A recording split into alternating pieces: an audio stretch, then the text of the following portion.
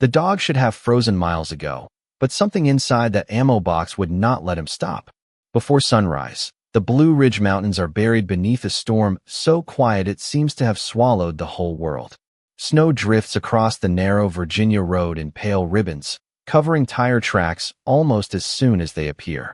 The temperature has fallen to 12 degrees, and the wind moves through the pines with the low, tired sound of someone whispering a prayer they are no longer sure will be answered.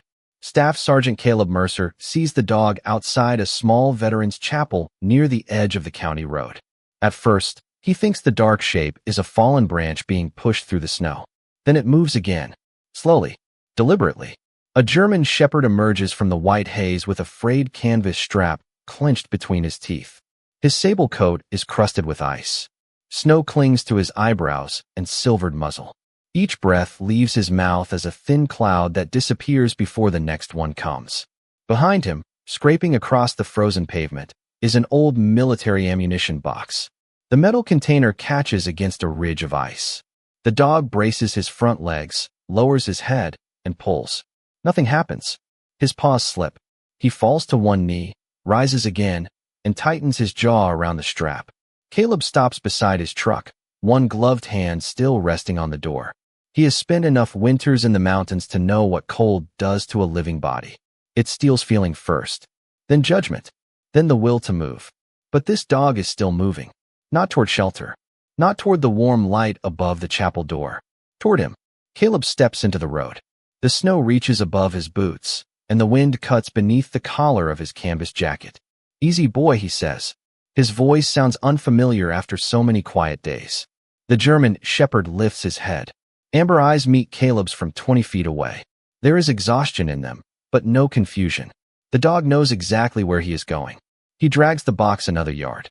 Metal grinds against pavement, a harsh, lonely sound in the sleeping morning. Caleb moves closer, palms open. "You don't have to pull it anymore." The dog does not release the strap. Caleb notices dark stains on the canvas where the animal's mouth has held it too long. He notices the way the shepherd favors his left front paw. He notices, too, that the dog is not wearing an ordinary collar. Around his neck is a faded military working dog collar, stiff with frost, its brass buckle scarred by years of use. A small identification plate hangs beneath it, tapping softly against the buckle whenever the dog moves. Caleb crouches 6 feet away. "Let me help you." The shepherd takes one more step, then another. The ammo box slides forward and stops at Caleb's boots. For a moment, the dog stands perfectly still. His chest rises once, twice. Then his jaw opens, and the strap falls into the snow. He places one paw on the lid of the box, as though completing a command. Only then does his body give way. Caleb catches him before he strikes the frozen road. The dog is lighter than he should be, all rigid muscle and trembling bones beneath wet fur. Caleb lowers him gently, shielding his head from the wind. "Stay with me," he whispers. The shepherd's eyes remain open. They do not look toward the chapel or the truck. They remain fixed on the ammunition box. Caleb reaches for the metal handle. A low sound rises from the dog's chest. It is not anger. It is warning. Caleb withdraws his hand. "All right. Not here." The growl fades. The shepherd rests his muzzle against Caleb's sleeve, but his paw stays pressed to the lid. Caleb has known dogs trained to detect explosives, find missing people, and guard wounded Marines through nights when no one else could reach them. He knows discipline when he sees it. This animal has not carried the box through miles of snow by accident. He has delivered it, and now he is waiting for something Caleb does not understand. Caleb slides one arm beneath the dog's chest and the other beneath his hindquarters. As he lifts him, a gust turns the identification plate outward. The stamped name catches the yellow light above the chapel entrance. Caleb stops breathing. Snow gathers on his shoulders. The dog trembles against him, weak but alert, watching the man's face as though he has been trained for this moment. Caleb lowers his eyes to the plate again, certain the storm has placed an old memory where a name should be. But the letters remain. Owen Barrett. 6 years earlier, Corporal Owen Barrett disappeared during a winter operation overseas. No final message came home. No personal effects were recovered.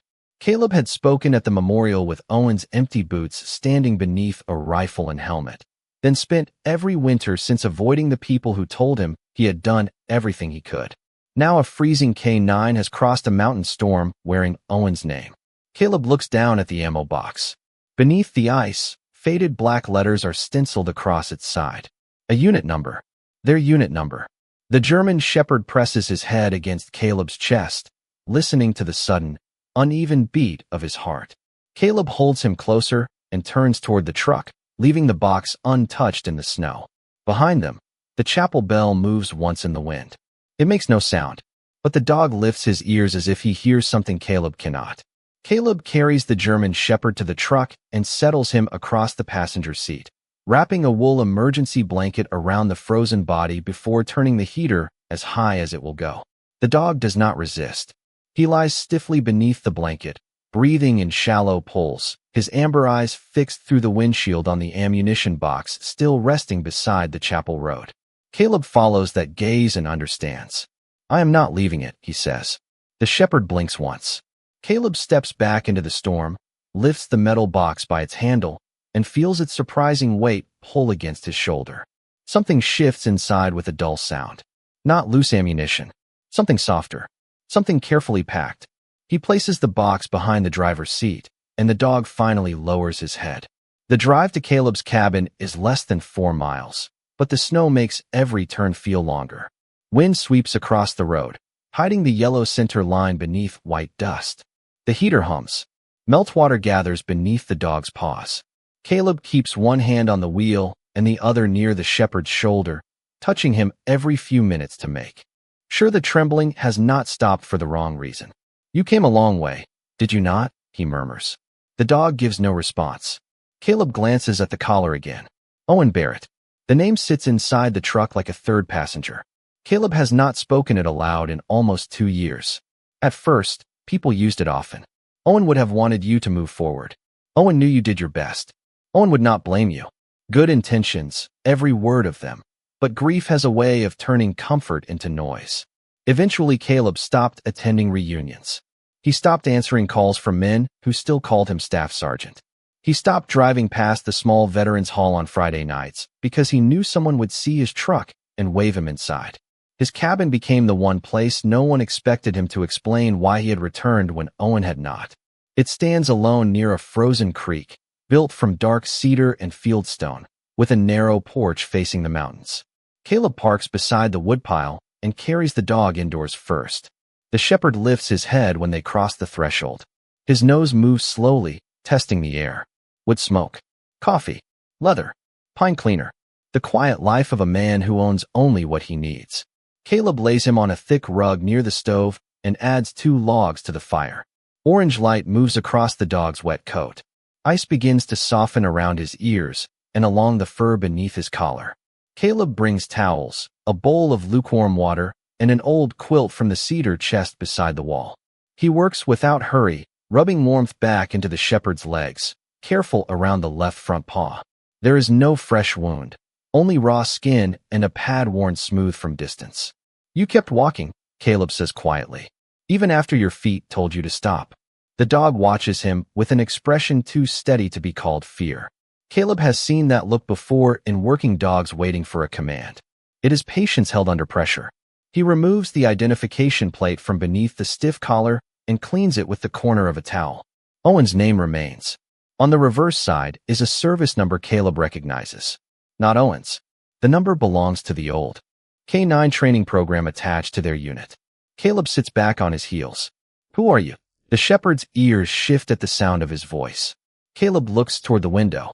The ammunition box remains in the truck, barely visible through the blowing snow. He should bring it inside. He should open it. Instead, he remains beside the fire because the dog has begun to shiver harder, and some questions can wait while a living thing cannot. Caleb heats plain chicken broth and pours a small amount into the water.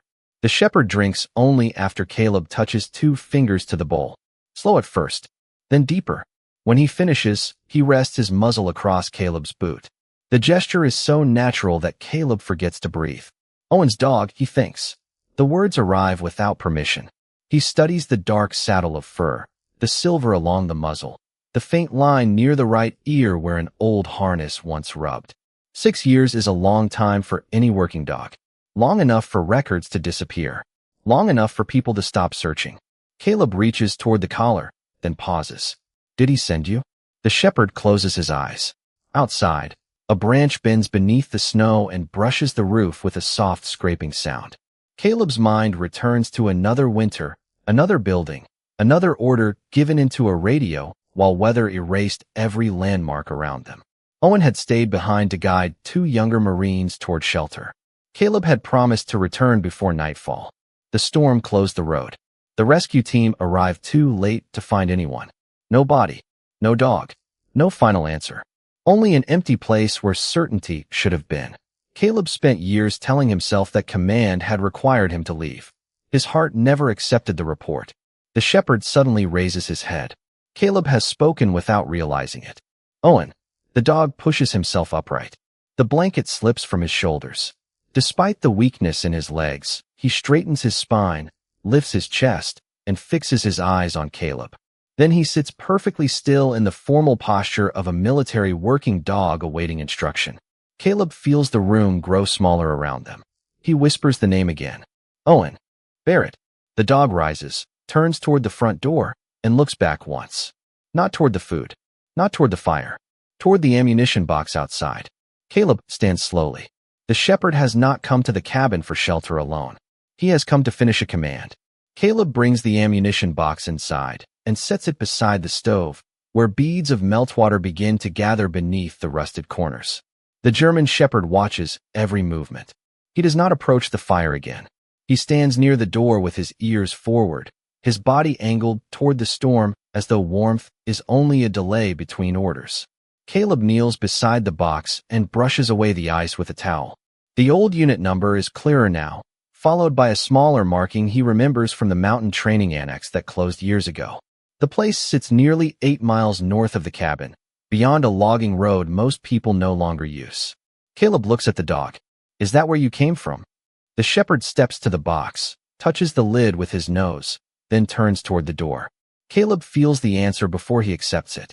The animal did not drag the box from the chapel. The chapel was only where Caleb happened to find him.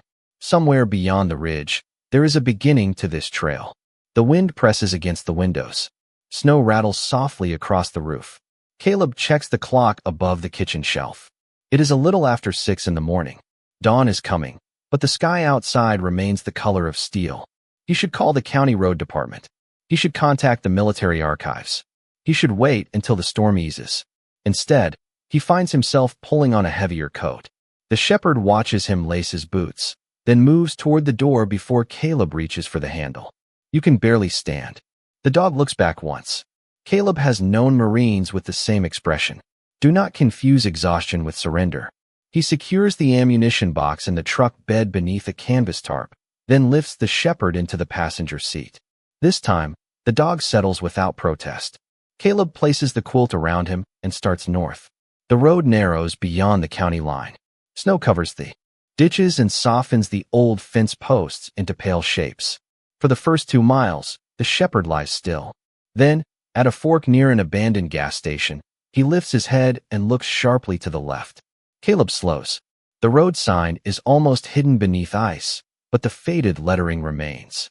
Ridgeway Forestry Access. Caleb turns. The tires press into untouched snow. No other vehicle has passed this way since the storm began. The farther they travel, the more the forest closes around them. Pines lean over the road, heavy with white. The heater hums, and the only other sound is the quiet tapping of Owen's identification plate against the dog's collar. Caleb keeps seeing the memorial photograph from 6 years ago. Owen smiling beside a transport truck, one hand raised against the sun. There had been no dog in that picture. Caleb remembers asking why the K-9 records were sealed after the operation. He remembers being told the program had been reassigned.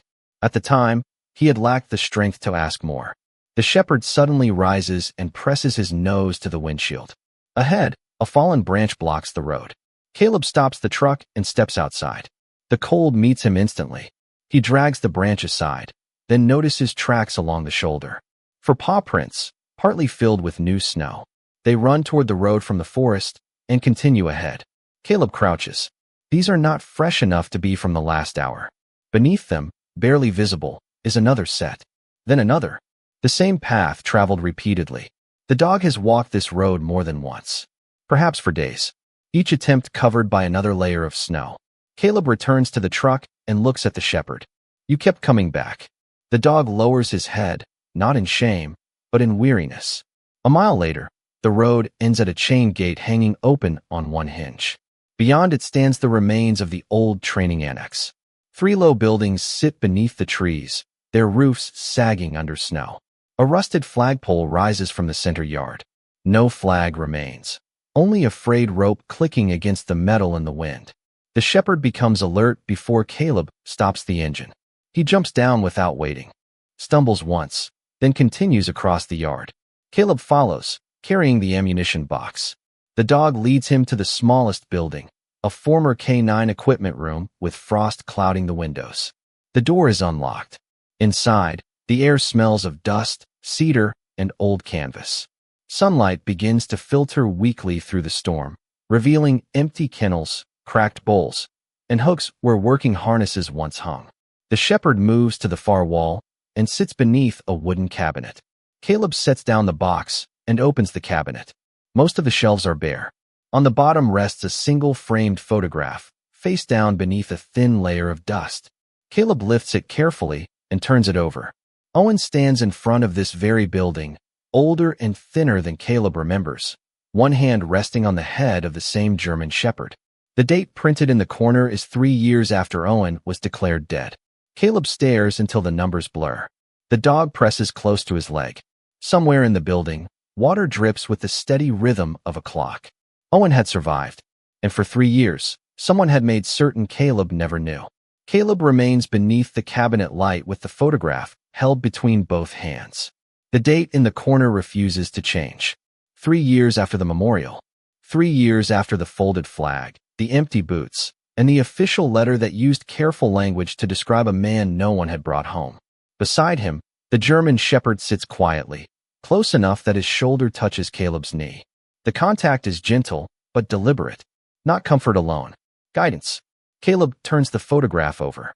A name and address are written on the back in faded blue ink. Dr. Samuel Hale.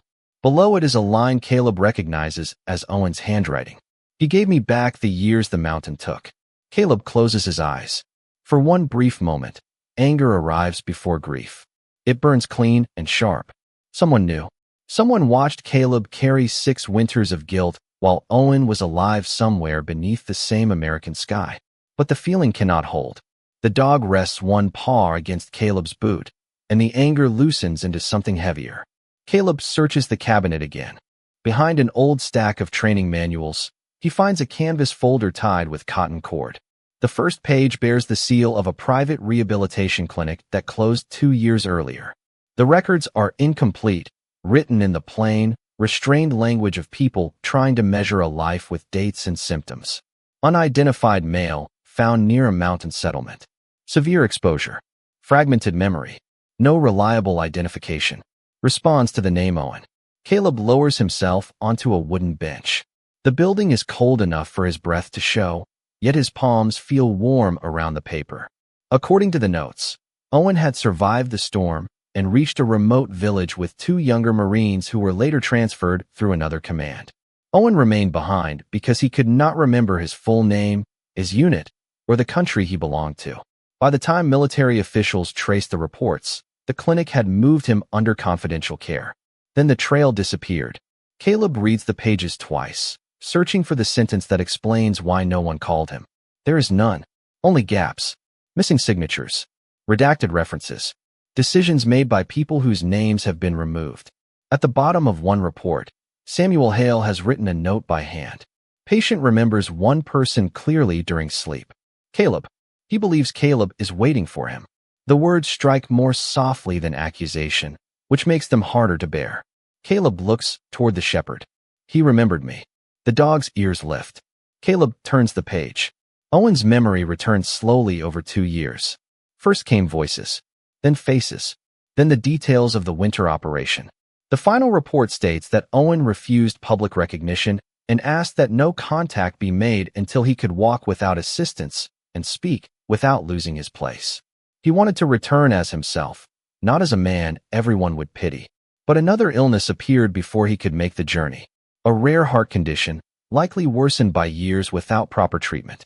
Caleb presses his thumb against the edge of the paper until it bends. There is no description of panic. No complaint. Only appointments, medications, and notes. About Owen spending increasing time with a German Shepherd brought to the clinic by a rescue organization. K9 designation Rook. Former working dog. Highly responsive to scent memory. Strong attachment to patient. Caleb finally has the dog's name. Rook. The shepherd turns immediately and meets his eyes. The response is so clear that Caleb almost smiles, but the expression fades when he reaches the final sheet. It is dated 3 days earlier. Samuel Hale writes that Owen's condition has declined and that the patient has completed a personal training plan for Rook. The dog has learned Caleb's scent from an old field jacket, his voice from stored recordings, and a route marked across the mountain roads. If Owen cannot make the trip, Rook will carry what remains. Caleb reads the last line aloud, though his voice barely rises above the wind outside. He believes the dog will know when it is time. Rook stands. He walks to the ammunition box and places his nose against the latch. Caleb looks from the folder to the animal, then back to the date. 3 days. Not 6 years. Not some distant season sealed safely inside memory. Owen had been alive 3 days ago. Close enough to leave instructions. Close enough to touch this collar and fasten the strap around the box. Caleb searches the folder for a death certificate and finds none. Instead, there is a small map folded into the rear pocket. A red line runs from the training annex to a cabin farther up the ridge, nearly 4 miles beyond the old forestry road. Beside the cabin, Owen has drawn a simple circle. Rook begins to whine, the first sound of distress Caleb has heard from him. The dog looks toward the north wall, where the storm presses against the boards. Caleb folds the map and slips it into his coat. Is he there? Rook moves to the door. Caleb reaches for the ammunition box, but the dog steps between him and the handle. Then Rook turns toward the map inside Caleb's coat. The message is clear. The box can wait. Whatever waits at the end of the red line cannot. Caleb follows Rook into the storm with the map tucked inside his coat and the wind pressing hard against his back. The red line leads beyond the annex. Across a narrow service trail where snow has buried the gravel and softened every edge of the mountain. Rook moves with purpose, but not speed. Every few yards, his left paw falters. Caleb wants to lift him, yet each time he reaches down, the German Shepherd steps forward again, carrying himself with the quiet dignity of an animal determined to finish what another heart began. The forest grows denser as they climb. Pine branches bow beneath the weight of ice. Somewhere below the ridge, the creek moves under its frozen surface with a muffled, restless sound. Caleb checks the map twice, though Rook never hesitates. The dog knows the way. After nearly an hour, the trees open around a small cabin built against the slope. Its roof is covered in snow, but the chimney is dark. A wooden ramp leads to the porch. Beside the door hangs a weathered wind chime made from old identification tags, turning silently in the cold. Rook stops at the bottom of the ramp. For the first time since leaving the training annex, he lowers his head. Caleb feels something inside him brace for an answer he may not be ready to receive. Owen, he calls.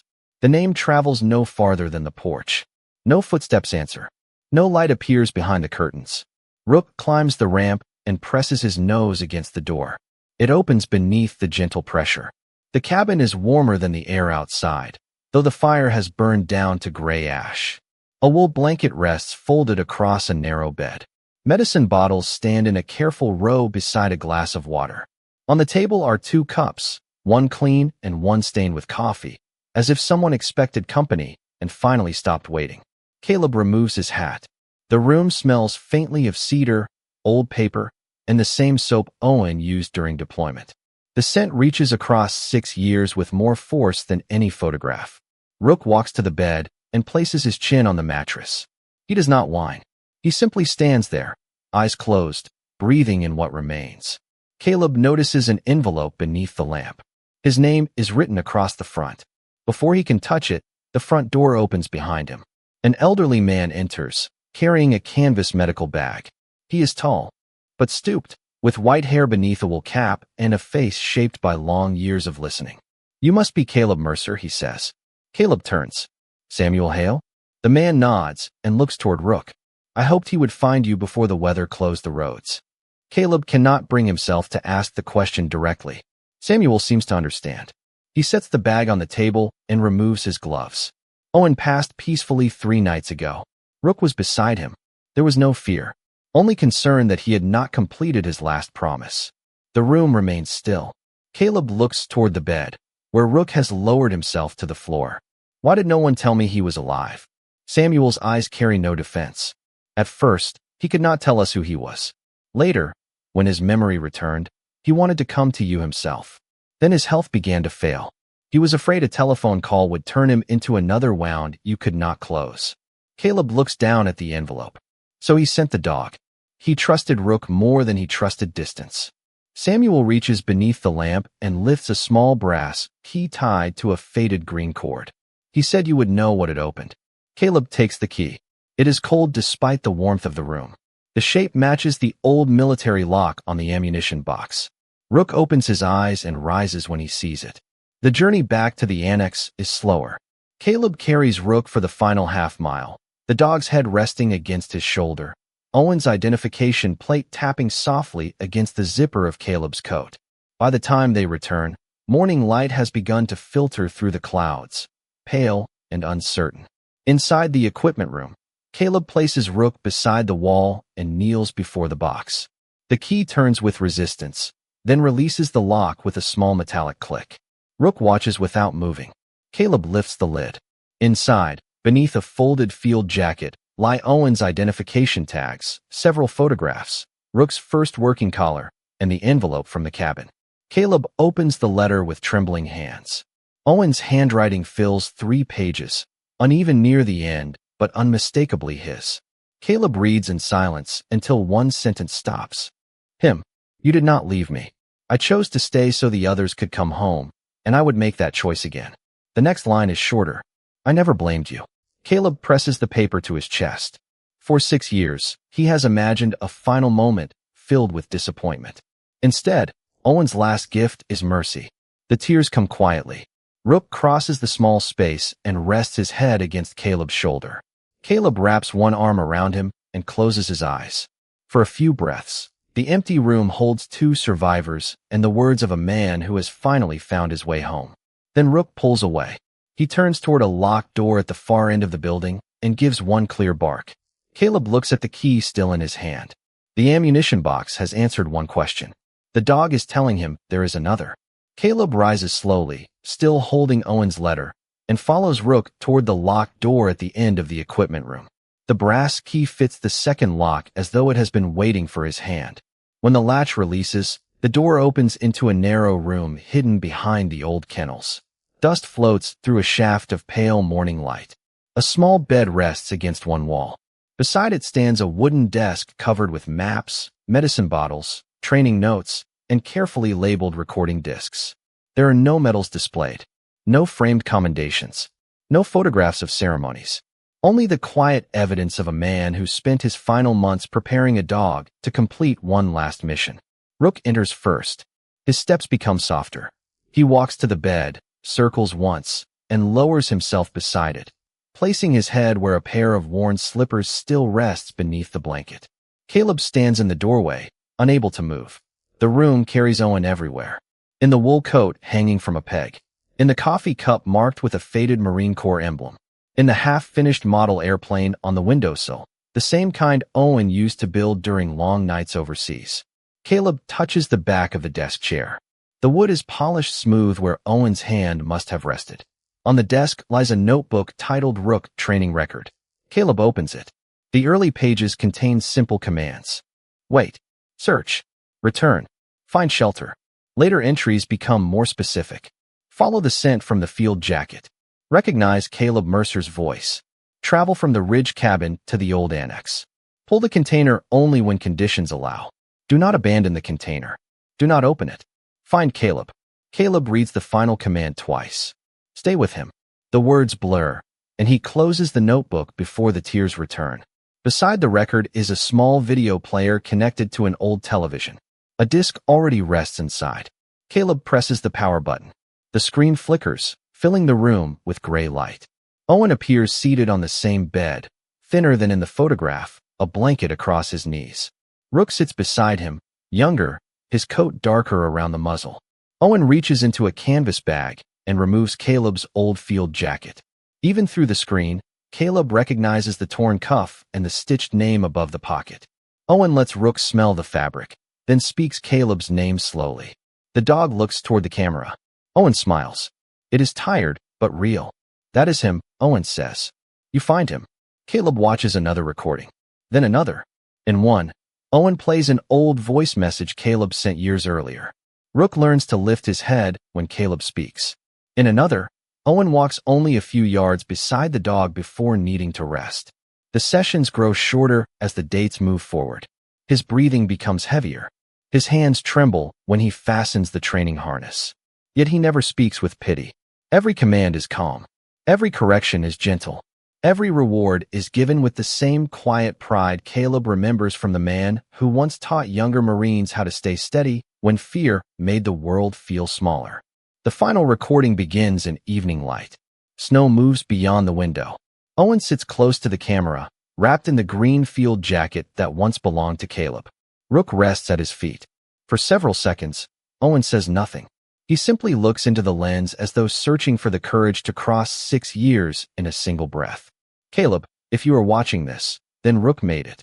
His voice is weaker than before, but there is warmth in it. I wanted to come to you myself. I planned it more times than I can count, but my body kept making promises it could not keep. Caleb grips the edge of the desk. Owen continues. You carried blame that never belonged to you. I knew it. Samuel knew it. Even this stubborn dog seemed to know it. I could not change the years behind us, so I trained him to change what came after. Owen lowers his hand to Rook's head. The dog leans into his palm.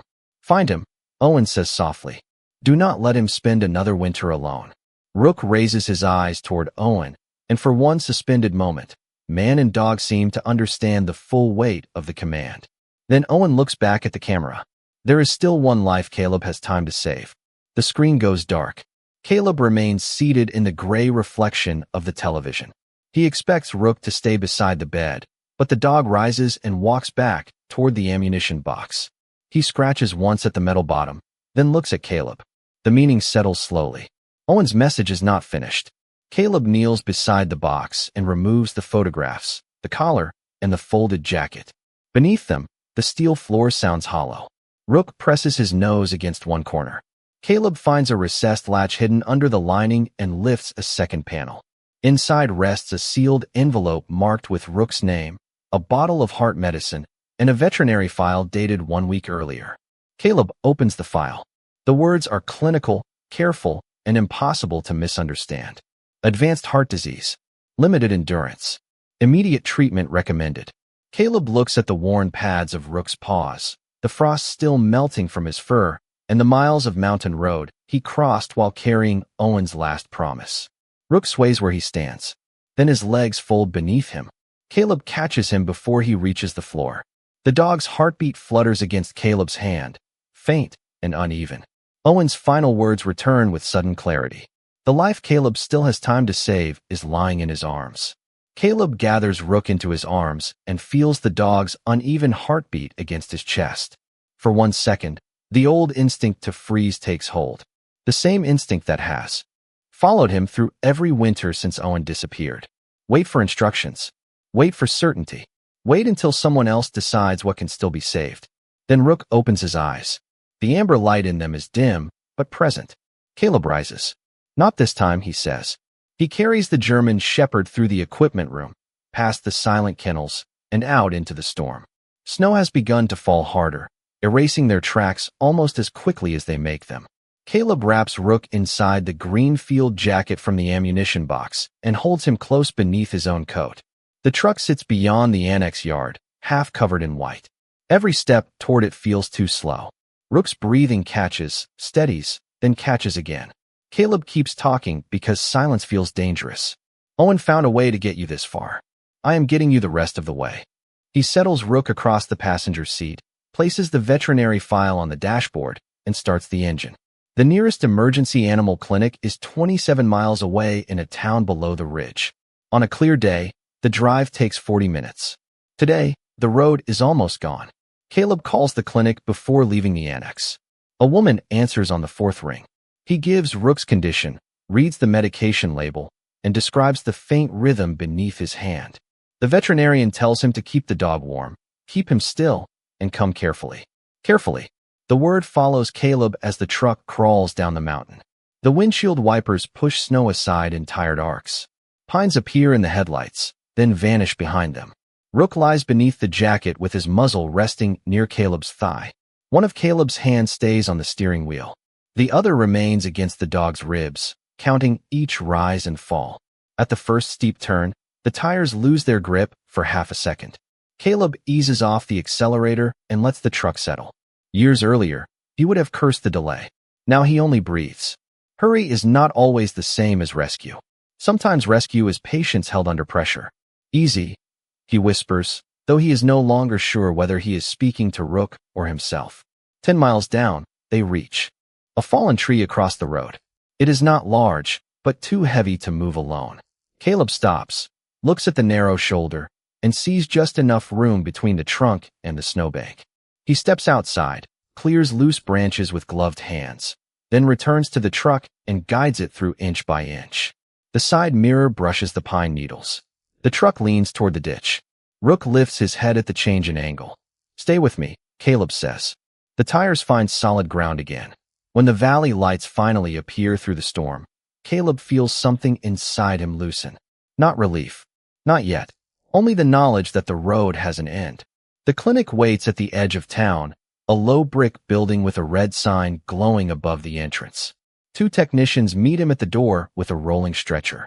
Caleb carries Rook inside instead. The dog's collar plate taps softly against his wrist. Owen Barrett. The name no longer feels like a ghost. It feels like a hand at Caleb's back.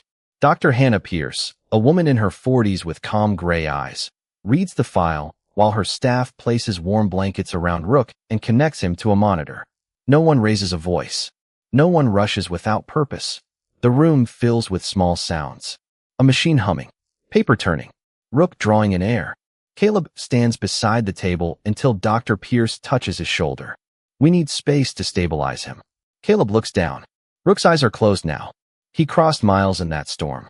"Then he already believes in staying," she says. "Let us help him." Caleb steps into the hallway with the old working collar in his hand. Snow melts from his coat and gathers around his boots. Across from him is a wooden bench beneath a window. He sits, but cannot rest. The ammunition box remains in the truck. Owen's letter rests inside his coat. The final sentence moves through Caleb's mind. There is still one life Caleb has time to save. For 6 years, Caleb believed his life had narrowed to memory. Now, behind a closed door, another heart is fighting because Owen refused to let memory be the last thing they shared. Caleb lowers his head. He does not ask for a miracle. He does not bargain with the past. He presses Owen's collar plate between both palms and speaks into the quiet. "I have him now." The monitor in the next room changes rhythm. Footsteps move quickly, then slow. Minutes stretch until they no longer feel measurable. Dr. Pierce finally appears at the doorway. Her expression is careful. "His condition is serious," she says, but he is responding. Caleb stands. "Can I see him?" She nods. Rook lies beneath a clean blanket, oxygen flowing gently near his muzzle. His eyes remain closed. Caleb takes the chair beside him and places one hand near his paw. "You finished the mission," he whispers. "You do not have to carry anything else." For a long moment, nothing changes. Then Rook's paw shifts across the blanket and settles against Caleb's fingers. Caleb keeps his hand beside Rook's paw through the rest of the morning. Outside the clinic window, the storm begins to lose its strength. Snow still falls, but the flakes are smaller now, drifting instead of striking the glass. Inside, the room remains warm and dim. The monitor beside Rook gives a steady sequence of quiet tones. Each one feels fragile. Each one feels earned. Dr. Hannah Pierce returns several times to check his heart, adjust his medication, and listen to his breathing. She never offers false certainty.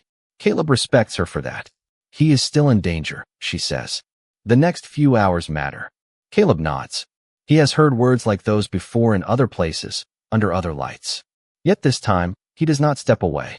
He does not let the hallway or the paperwork or the fear create distance between him and the life on the table. He stays.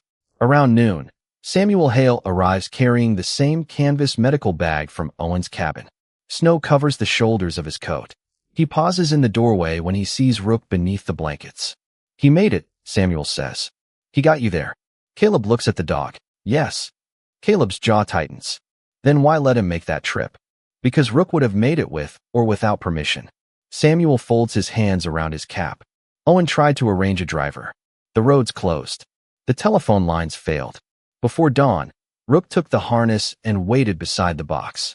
Owen had trained him too well, or perhaps loved him too well. Some promises become part of the body. Caleb looks at the worn paw resting near his fingers. He should have stayed with Owen. "He did," Samuel says gently, "until the very end. Then he obeyed the last command he was given." Caleb reaches into his coat and removes Owen's letter. The pages are creased from being held too tightly. Samuel does not ask to read them. He already knows what they contain. "He talked about you often," the older man says. "Not about the mission. About ordinary things. Coffee before sunrise. A fishing trip in North Carolina. The way you burned every meal and still insisted it was edible." A faint smile touches Caleb's face before grief pulls it away. Samuel continues. "Owen did not spend his final years blaming the mountain. He spent them building a path back to you." Caleb looks toward the window. The sky above the parking lot has begun to brighten. "I was angry with him for not calling." "You are allowed to be." Samuel's voice remains calm. Love does not become less real because it arrives late. The words settle between them. Caleb thinks of the ammunition box, the training records, and the red line drawn across the map. Owen could not cross the distance himself, so he turned memory into a route and trust into a guide. He gave Rook the scent of an old jacket, the sound of Caleb's voice, and one final order. "Find him." By late afternoon, Dr. Pierce returns with a softer expression. "His rhythm is more stable," she says. "He will need long-term treatment and very little strain, but he has moved through the worst part of today."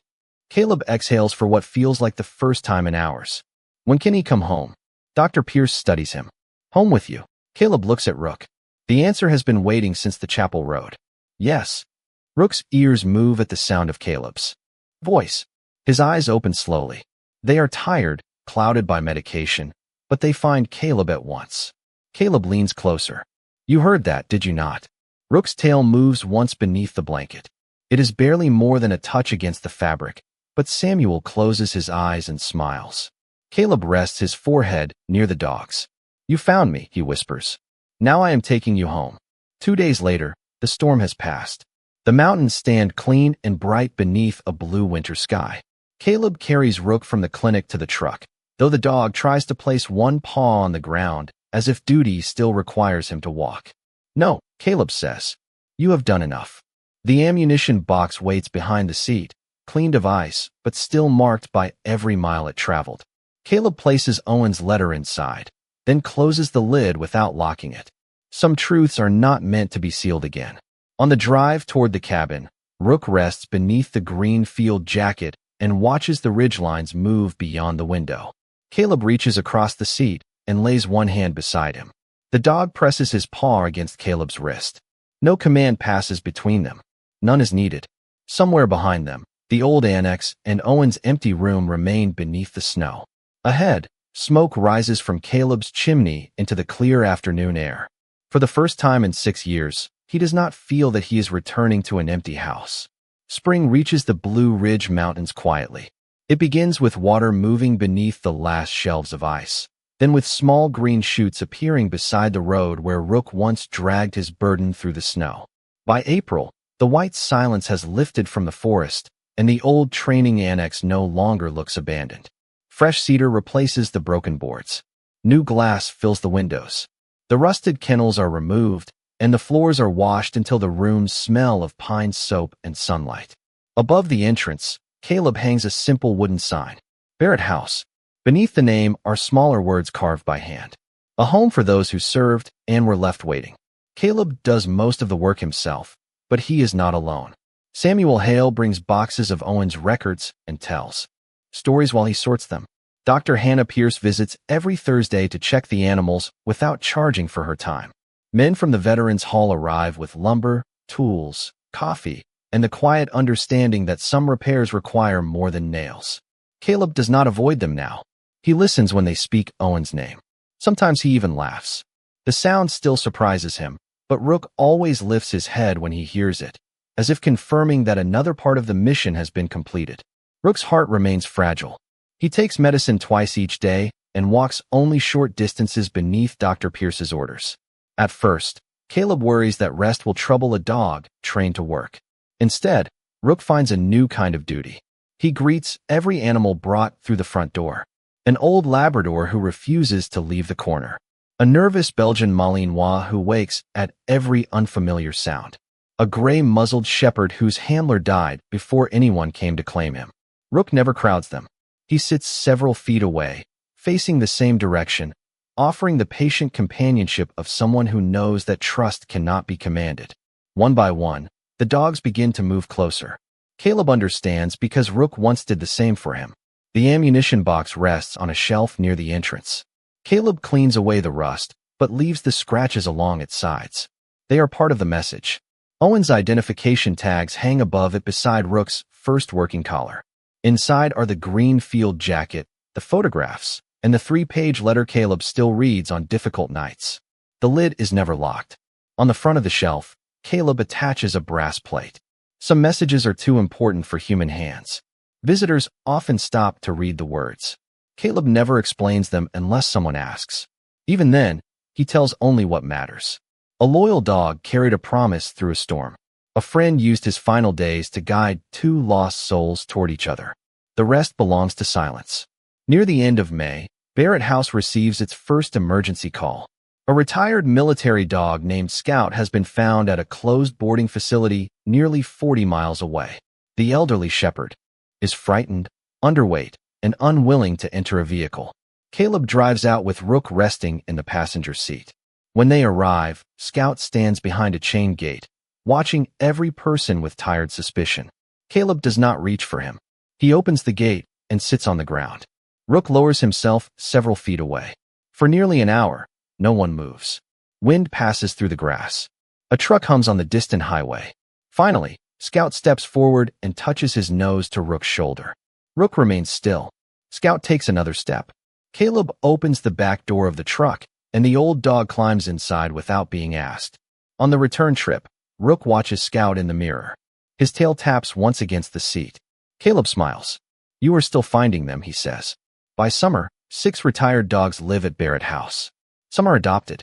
Others remain. No one is rushed. No one is treated as a burden. Each evening, Caleb walks the property with Rook at his side, moving slowly beneath the trees as fireflies rise from the tall grass. Owen's old wind chime hangs on the porch, its identification tags giving a soft silver sound whenever the breeze comes down from the ridge. One evening, Caleb finds Rook pulling a small wooden box across the yard with a short canvas strap. The sight stops him. For a heartbeat, winter returns. Then the box tips over, and several new dog toys roll into the grass. Scout rises from the porch. The nervous Malinois follows. Soon the yard fills with wagging tails and the soft thunder of paws. Rook releases the strap and looks back at Caleb. There is no snow on his coat now, no frost around his eyes. Only warm sunlight and the calm expression of a dog who has laid down one promise and chosen another. Caleb walks to him and places a hand against his shoulder. Together they watch the rescued dogs carry the toys toward the house. The mountains grow gold beneath the setting sun. The road beyond the gate remains open. The ammunition box stands empty by the door. And when evening settles over Barrett House, no soul inside it is waiting alone.